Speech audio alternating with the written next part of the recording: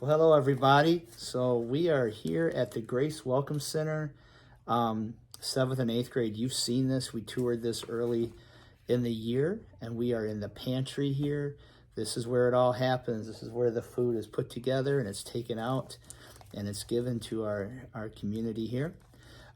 We are celebrating our work first semester, and it's just really been an awesome journey for us. Even though we have COVID and we've had to deal with some things, we're still impacting our community, raising, food for the Grace Welcome Center. And I have Pastor Barker here. Pastor Barker, you want to introduce yourself? Well, hello, it's Pastor Jonathan Barker here from Grace Lutheran Church. Boy, for the 7th and 8th graders that were here, that was such a joyful day to get to do tours and to get to know you a little bit. You had great questions, so thanks for your participation. And I've been serving as the pastor here for the last 5.5 years, and it has been a tremendous privilege to be part of this Kenosha family down here. Yeah, so we're going to take some time to get to know the Grace Welcome Center from the perspective of Pastor Barker. And how did it start? Like, what were the origins behind it? Well, Grace Welcome Center has an amazing origin story, truly miraculous as I see it. We were having a Wednesday night service, and a gentleman, a first-time guest, came, and he said, "Pastor, there's some big issues in our community that I need to tell you about." And I just become the pastor here, and I thought, wow, I care about humanity. I care about our neighbors, and I wanted to know what was going on in our neighbor's life. And so I said, sure. And he said, well, what about Friday morning? So Friday morning, we got together, we had breakfast. And he said, there's some real challenges going on here because there's a place called First Step, and I'd known about First Step. Our church had done food drives for them and clothing drives. And he said, you probably don't know this, but First Step might lose their operating license. Well, that was concerning. They were at that time housing between 30 and 60 folks a night. And I said, well, boy, tell me more. What do I need to know about this situation? Because that sounds dire. I'd referred many people there. And so he said, well, it's going to be coming up for a vote. And what really needs to happen is the neighborhood needs a little bit of a break. So he had this idea, what if Grace Lutheran Church, at that point Grace Welcome Center didn't even exist by name yet, what if Grace Lutheran would open up its doors on Fridays from 6 a.m. to 2 p.m. Let everybody from First Step come over here. We'll serve some meals, we'll have some movies, we'll have some Bible studies, we'll have clothes, whatever we could kind of piece together. And if you could do that for 6 weeks before the license vote comes up, that'll really help turn things around. And so we got our church together, we talked about it, we prayed about it, and we felt like this was a really important thing for our community. This is really important for loving our neighbors. So about 2 weeks after that, we opened Grace Welcome Center. That first Friday we were open, we had 6 guests and 4 volunteers and a 12-cup coffee pot. And we started serving. And unfortunately, First Step ended up losing their license at the end of that period, which was heartbreaking, really heart-wrenching for this community. That particular winter, that meant there were many more homeless folks out. And actually the county, Kenosha County was concerned. How are we going to, they had worked very close with First Step. It was a place that they could go and they could say, hey, here's a service, here's this, kind of what's going on. And so they said, could you keep your doors open as now a place to not replace First Step because we weren't letting people sleep here, and we weren't allowed by the city to let people sleep here, but would you be a place where people could gather and we could share resources, information, and kind of help keep track of the situation as First Step is closed. That first winter when First Step was closed, a gentleman, unfortunately, named Daryl Petticord would pass. He ended up sleeping in a car one night, and that's an unfortunate situation. Many of our guests find themselves sleeping in cars, and on a cold night, he passed. We've certainly been heartbroken, not just over Daryl's passage, and we were able to have a service for him, but so many people actually in the courtyard that's just that way. We've oftentimes found our guests sleeping out there. And that winter that Daryl passed, we actually kind of had like a makeshift courtyard shelter set up for three elderly women, actually. And so it was really devastating. It was really devastating when Daryl passed. It was really devastating when First Step passed. But it gave us a lot of reason and purpose to stay open, to find ways. We started doing things like getting sleeping bags, jackets, mittens, gloves, boots, to try to keep people warm. We did have some conversation about becoming a shelter. There's a lot of complexities in that we weren't aware of when we first started that journey. And what started off as something that was going to be 6 weeks ended up being something that has been in operation every week for now. We're getting ready to celebrate the 5-year anniversary of opening with all of you in a way that we're really excited about. But that's how we started. Yeah, we'll talk about that. We are going to have a hand in celebrating their 5-year anniversary. So as we can see, a very special story about how you responded to needs in your community. So that's awesome to hear. So there's an awesome history there behind the Grace Welcome Center in just the first 5 years. Can you talk through ways that the Grace Welcome Center now is serving their humanity, their community, loving their neighbor? So thank you for that question. And boy, we get to be privileged and blessed every week, getting to serve our neighbors, getting to serve humanity. Ever since the beginning, we've been a breakfast program, so we've continued that continuously for the last 5 years. During the pandemic, we had to change how we serve breakfast. So we used to serve in this very room that we're filming in. We used to have anywhere from 100 to 180 people coming in. There were weeks where it was almost like a restaurant where people would sit down, they'd eat, and then we'd clean up the table, clean up the dishes, and then the next group would come in. Unfortunately, with the pandemic, we have to change it a little bit. So now it's more of like an old hamburgers stand where people come up and they get their prepackaged breakfast. But we're glad to be flexible and creative. And not only have we been able to continue our operations continuously through the pandemic, but in our breakfast program, we were able to not only give out vaccines in partnership with Kenosha County Health Department, but then also give out boosters. So we've had, through the course of the pandemic, we've given out about 900 shots to our guests, trying to keep this community safe during this tumultuous time. And then not only do we have our Grace Welcome Center breakfast program, but we have our Grace Welcome Center pantry. And I'll just name a little bit about how that came into existence. We were getting really excited about opening up a third day of operation. So right now we serve breakfast on Thursday and Friday. And we've always believed in listening. So it started that very first Wednesday when we listened to a concern from the community. We've always built our program around listening. So for instance, in that first 6 weeks we were open, one of our guests told us that they were diabetic, and he actually showed us his feet, and he'd lost some toes from it.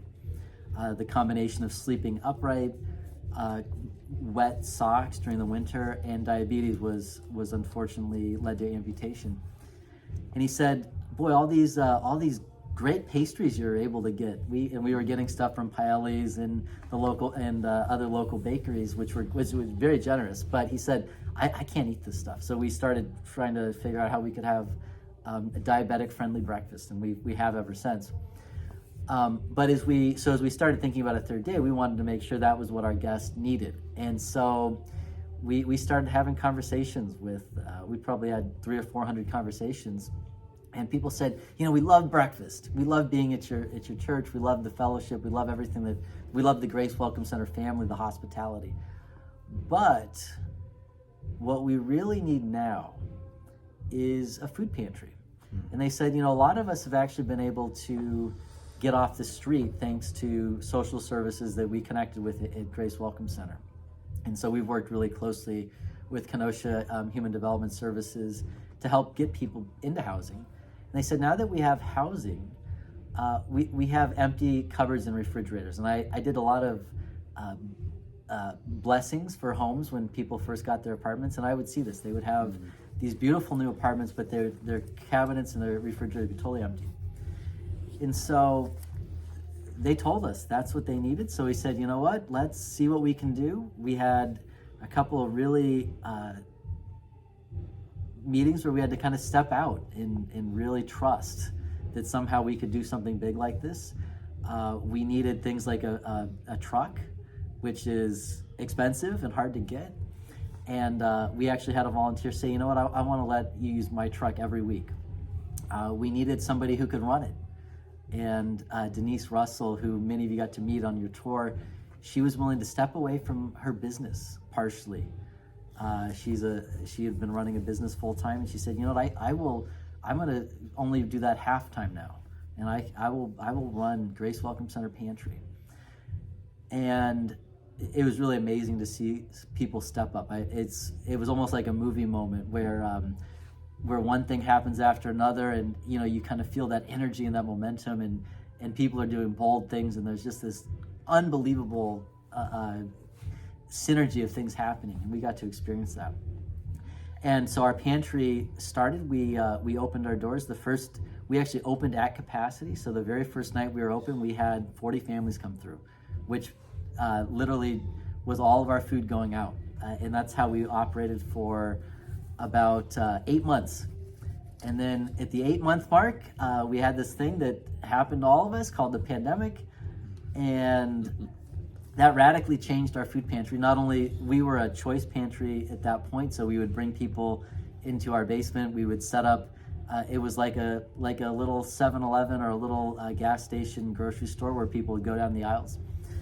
And we had to move our whole operation outside. We did that in a week to keep people safe.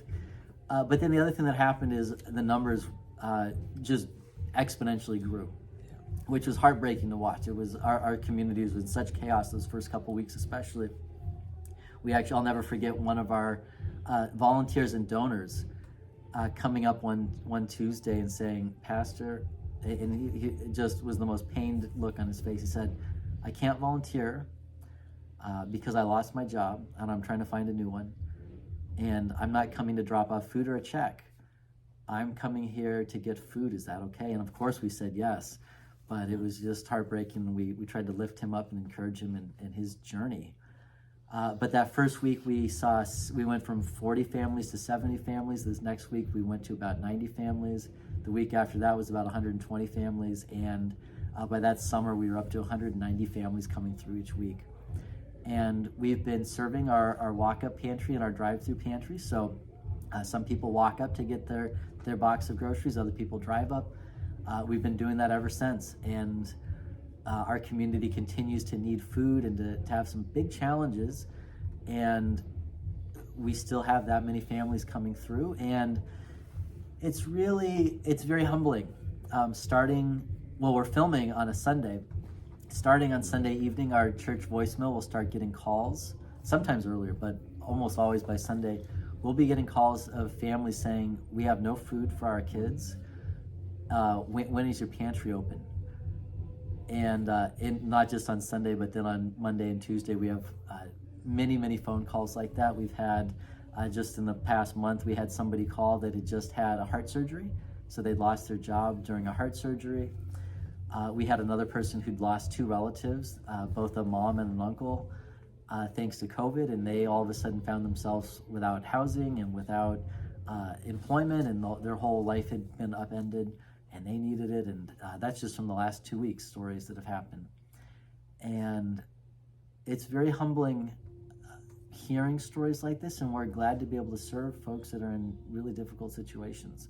And it's only possible because of the community coming around us. So we're, again, incredibly grateful for everybody who's donated just 1 can. We might think 1 can's not that big a deal, but that's what makes it possible is all those 1 can donations, all those boxes of mac and cheese and different things that come in.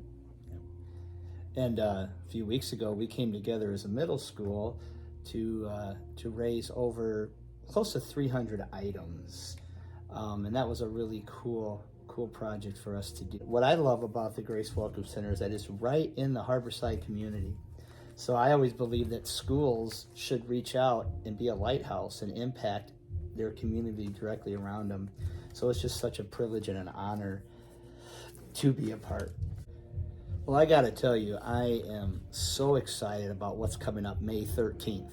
May 13th is the date that we are going to come together as a 7th and 8th grade middle school, and we are going to fill this place with people to show them the Grace Welcome Center and to celebrate 5-year anniversary of the Grace Welcome Center. We got a lot of work ahead. Second semester, we're going to do projects, we're going to do planning, we're going to raise spaghetti and sauce and get donations so we can have a banquet, a spaghetti dinner, have some live music, hopefully out in the parking lot, give tours, have our student work on hand so people can see the work that we're doing. So this is kind of like the beginning of an amazing journey. This is something that we wanted to do a few years ago, and we were set to do it, and then COVID hit, and we weren't able to do it. So we're going to do it this year. And so we're kind of getting us excited about it so we can do the work. So we're excited about that. You could be that generation that goes through this pandemic and keeps moving forward, keeps stepping forward, and keeps looking for that brighter tomorrow, and be that generation that are making things right in our society, right? Looking at other people as we are all one, we are all together and serving humanity. So Pastor, I'd like to thank you so much for spending time with us today, and I can say we are super excited. We're going to roll up our sleeves. We're going to get to work. We are going to be a part of this amazing celebration and broadcast Grace Welcome Center to the world and the awesome work that is done here. So thank you. Well, thank you so much, Mr. Underwood. Thank you so much, Harborside Academy, for partnering with us and getting to hear and share what we're doing with our broader community. Awesome. So let's go forward and let's serve humanity.